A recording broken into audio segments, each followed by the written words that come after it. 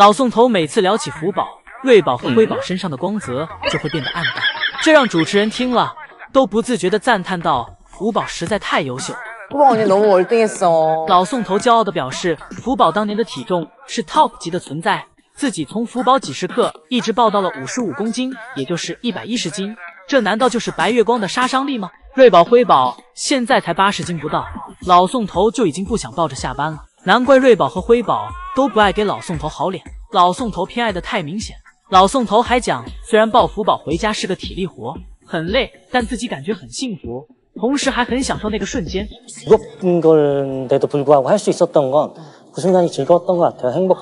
瑞宝、辉宝听了直接心都碎了。难道我姐妹俩对老宋头来说就是个累赘吗？抱我俩就不幸福了？辉宝感觉自己当时咬老宋头的那口都咬轻了，等有机会着，高低得给这老头挂网上晒几天，让他后悔自己说的话。老宋头说起福宝来，那是越说越激动，还给那段记忆起了个名字。叫做获得许可。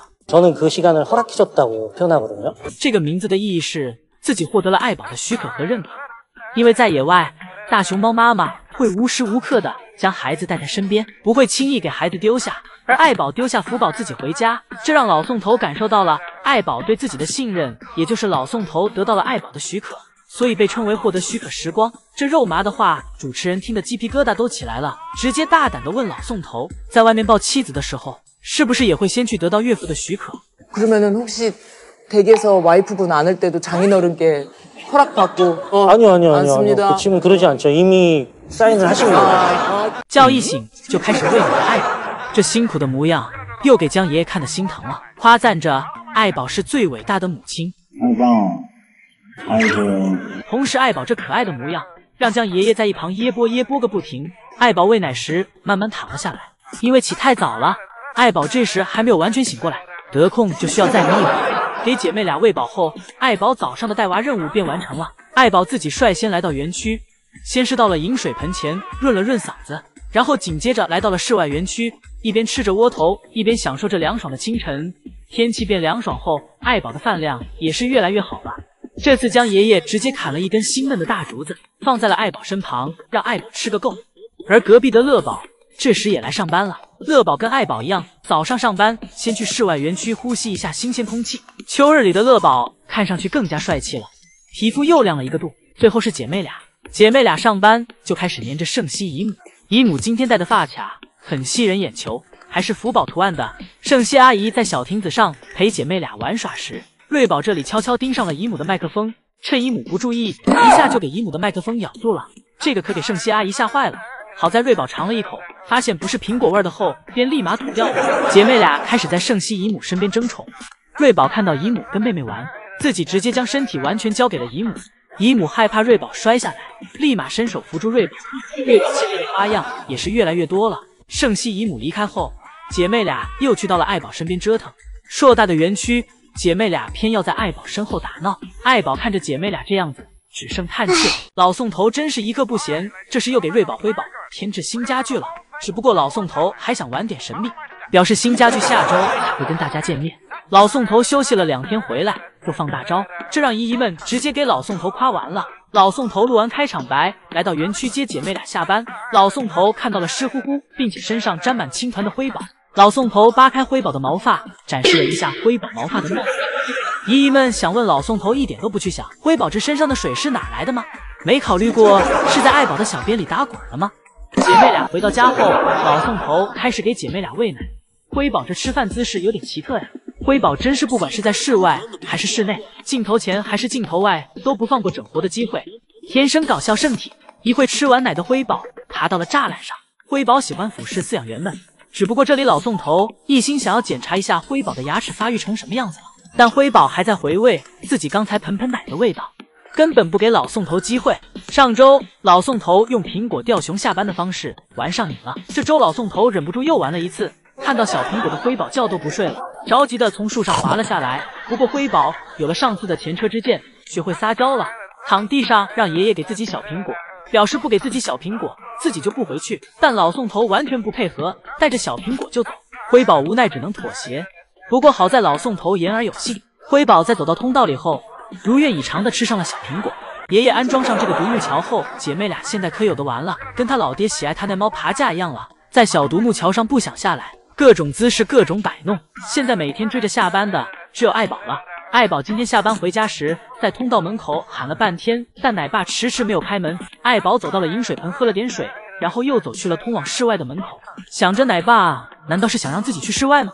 这2天瑞宝辉宝去室外了，搞得爱宝都没有自由的空间了，随时忙着带娃，都没法享受自己的清静了。但爷爷们也没有给爱宝开去往室外的通道门，爱宝就这样在园区走来走去，围着园区走了一圈又一圈，像是让自己去哪儿都行，就不想再带娃了。而姐妹俩则很是惬意，忙醒了就吃竹叶，连树都不用下，简直和他们老爹对待猫爬架的态度一模一样。观察妈妈时，也只是在独木桥上探个头，要多懒有多懒。连续几天的主动下班，到今天又中断了，又开始不想回家了。今天老宋头给瑞宝哄回去后，瑞宝在爷爷走后又出来了。老宋头在通道门口里喊破嗓子，瑞宝仍是对园区恋恋不舍。瑞宝这儿既想回去，又想留在园区，最后直接一屁股坐在了通道门口。老宋头眼看瑞宝对园区还有留恋，也没有强求，就给通道门关上了，让瑞宝在园区再玩一会儿。因为这时瑞宝和爱宝也还没回家。江爷爷的小农场里怎么什么都有啊？连罗勒都有。起初江爷爷跟罗勒相识，是因为自己的妻子，自那之后便一发不可收拾。10年前，江爷爷的妻子爱上了烘焙，那段时间江爷爷就经常吃法棍和面包，而为了给其调味儿，江爷爷的妻子就为江爷爷制作了罗勒酱。对于江爷爷来说，自己的妻子做什么吃的，江爷爷都喜欢。就这样简单的给面包切开，再往上面涂上一层罗勒酱，江爷爷吃过后便喜欢上了。江爷爷这是第一次闻到罗勒的香味儿，江爷爷表示其中有一种高级感。如果有意不了解罗勒，可以想象丁香的芳香中带有一点薄荷的气味。江爷爷喜欢上罗勒的气味后，江爷爷的妻子便开始为江爷爷制作各种各样的罗勒美食。后来江爷爷索性直接在自己的农场里种植起了罗勒。自那之后，江爷爷就开始负责种植，等成熟了，江爷爷就兴高采烈地将其进行收获，然后带去给自己的妻子，让其为自己做罗勒盛宴。江爷爷表示，罗勒是一种很善良的植物，自己路过时只是稍微碰一下它们就会散发出香味儿来回应自己。心思细腻的江爷爷也充满了童真，果然男人至死是少年。好消息，辉宝今天偷溜到去往室外的通道里，坏消息又被连滚带爬的赶出来了。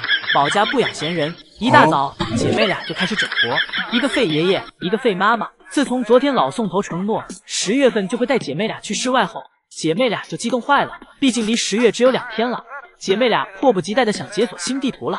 姐妹俩从早上就开始黏着妈妈，问妈妈室外园区跟室内园区有什么不一样的，到底有多少好玩的。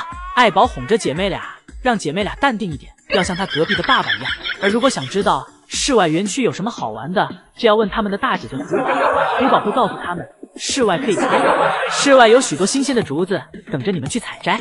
有时只要你走到爷爷的围栏里，爷爷就会出现在园区，然后拿着小零食哄你不要过去。每次想吃小零食了，你就可以这样干，屡试不爽。不过也不能连续几天经常采，如果你在一段时间里经常打野的话，爷爷就会给你禁足。姐姐当年就被连续禁足了1个星期，因为姐姐当年一下没控制住自己体内的洪荒之力，给室外园区的护栏拆了个稀碎。加上之后的几天里，园区一直在下雨，爷爷们维修护栏整整维护了1个星期。偷偷再告诉你俩，当时这次爷爷来接自己的时候，姐姐差点把鞋子追掉了。而且除了打野之外，每年室外园区都会下雪，你们还可以在园区感受雪的快乐。没有一只大熊猫是能抵挡住雪天的快乐的，而且还可以在坡上玩滑雪。再偷偷告诉你俩一个小秘密，爷爷也很喜欢玩滑雪，这都是姐姐我偶然看到的。